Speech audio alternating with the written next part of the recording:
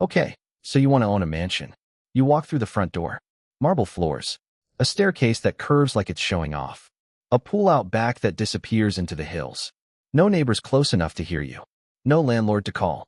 Just you, the silence, and the echo of your own footsteps in a room built for 40 people. You think, this is the finish line. You made it. No rent check ever again. No one above you. Just space and quiet and status you can see from the street. Here's where most people stop thinking. And here's exactly where this gets interesting.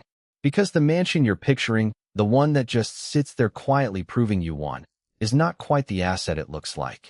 The real thing eats cash every single month, punishes owners who can't sell fast, and hides a name for itself that's older and darker than any listing photo.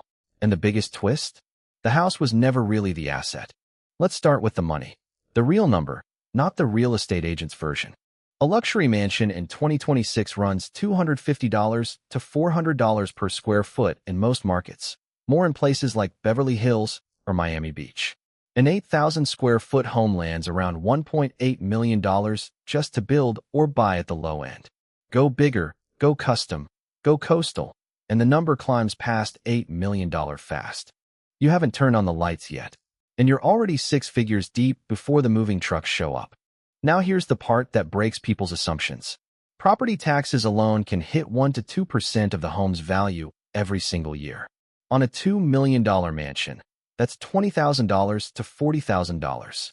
Gone. Every year, whether you're home or not. Insurance isn't cheap either. High-value homes run $5,000 to $50,000 a year, sometimes more near the coast, near wildfire zones, near anywhere insurers consider a risk. Maintenance sits at 1 to 4% of the home's value annually. On a $10 million estate, that's $100,000 to $400,000 a year, just to keep the roof from leaking and the pool from turning green. Add staff.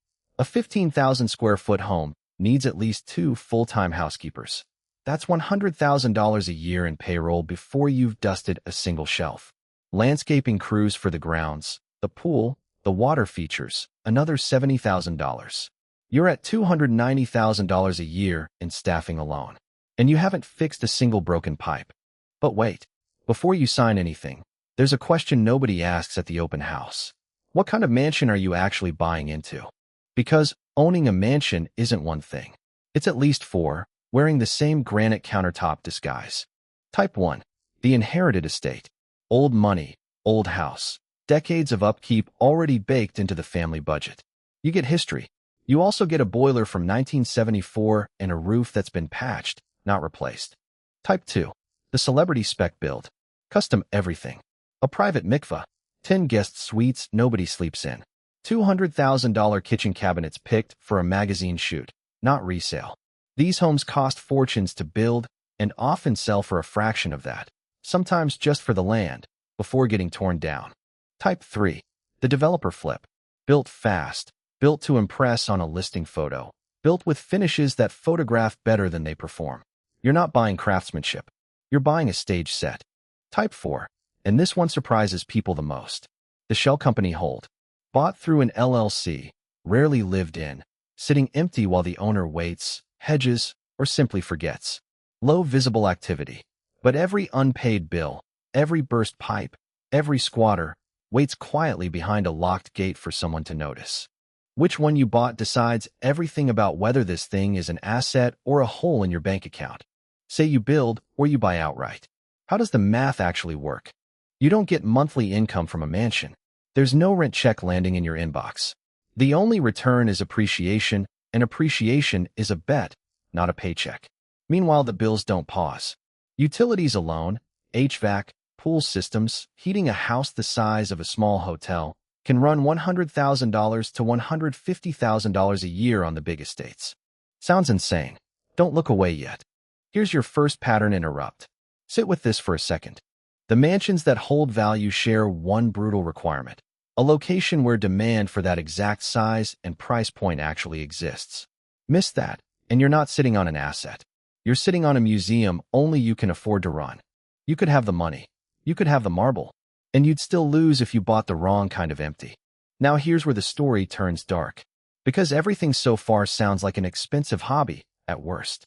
It isn't staying that simple. Selling a mansion is nothing like selling a normal house.